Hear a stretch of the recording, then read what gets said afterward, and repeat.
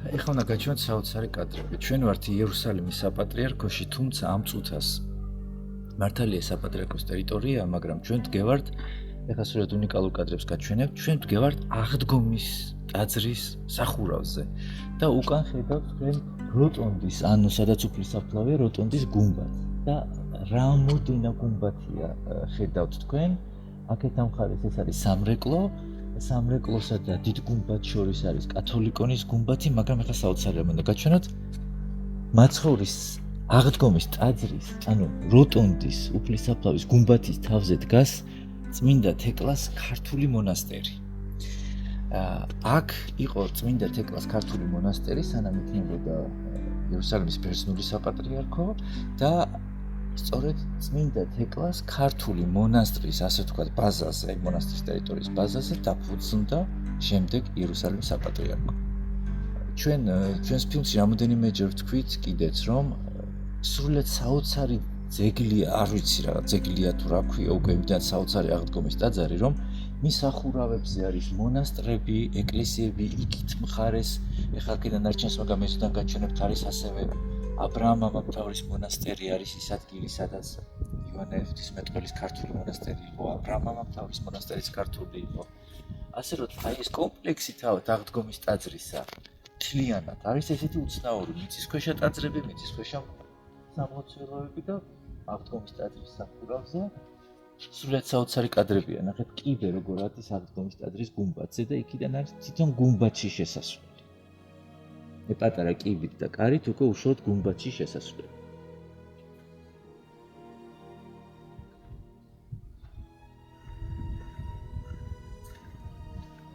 აი ჯვარი რო გადაიღო, ნახე აღდგომის ტაძრის ჯვარი.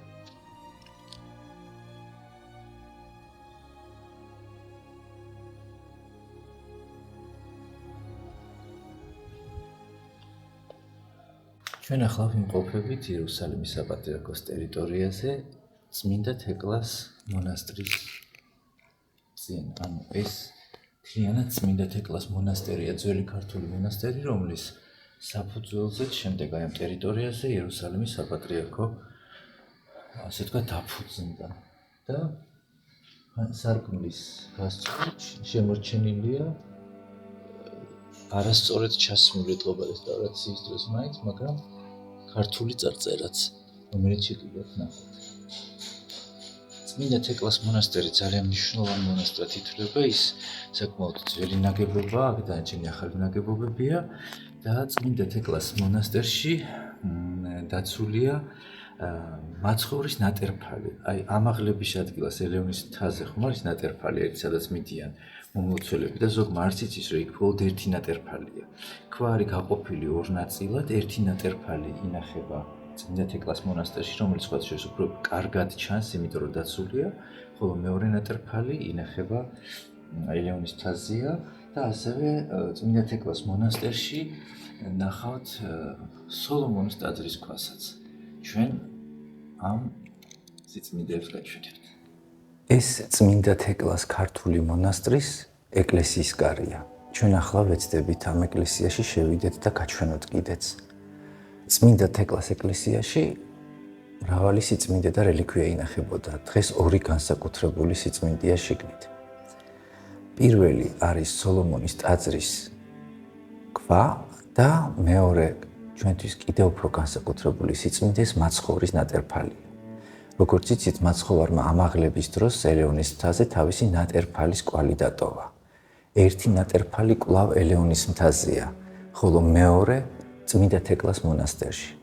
სამწუხაროდ ბევრს დღეს გონია, რომ ელეონის მთაზე არსებული ნატერფალი არის ორი. სინამდვილეში იქ არის ერთი ტერფის ნატერფალი, რომელიც უკვე ძნელად იკითხება, რადგან საუკუნეების მანძილზე ბევრი მომლოცველი ეხებოდა მას ხელით, ხოლო მეორე უკეთ შემონახული ნატერფალი არის სწორედ წმინდა თეკლას ქართულ სავანეში. ჩვენ ახლა უნდა ვნახოთ ეს სიწმინდეები და თქვენს გაგიზიაროთ. მიუხედავად იმისა, რომ იერუსალიმში ქართული კვალი თითქმის უკვე ძნელად იძებნება და წარწერებიც გამქრალია, წმინდა თეკლას უძველესი სავანის სარკმელმა მნიშვნელოვანი ისტორიული წარწერა მაინც შემოგვინახა. წარწერაში ვკითხულობთ. აღვაშენე ზედგინისცემ დოღარსნალის შვილმა ქაიხოსრო ჩემისა სულისა და ჩემთა მშობელთა სულისათვის 8 სახლი და 28 კამარა, ვინც შენდობა ბრძანოს, თქვენცა შეგინდვეს ღმერთმა. კამარა სავაჭრო ცენტრი იყო ერთგვარი. შესაბამისად აქედან ვადგენთ, რომ გარდა იმისა, რომ ქაიხოსრო ზედგინიძეს 8 სახლი აუშენებია, მას კიდევ 28 სავაჭრო ცენტრი, ასე ვთქვათ, ჰქონია იერუსალიმში. გავიდა ძალიან დიდი დრო, საუკუნეები და ალბათ ქაიხოსრო ზედგინიძე ვერასდროს წარმოიდგენდა, რომ მრავალი საუკუნის შემდეგ ორი ქართველი ჩამოვიდოდა იერუსალიმში და მისი დატოვებული ეს წარწერა უმნიშვნელოვანეს მტკიცებულებად იქცეოდა ქართველთა იერუსალიმში მყოფობისა.